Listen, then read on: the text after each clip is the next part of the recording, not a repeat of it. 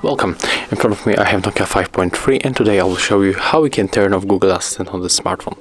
So the first you have to find Google folder and go for Google application.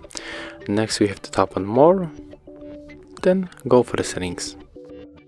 Choose the Google Assistant and you have to scroll down and find the general settings. If you have the other version of the app, like in my case, you have to go for the assistant and then find the general settings right here from our phone, and then simply tap on the switcher to turn it off. But if you have the latest version of this app, you will get only the one menu, the jaw menu, that you have to scroll and then find general settings right here. And as you can see, it was very simple. And if you find this video helpful, remember to like, comment and subscribe to our channel.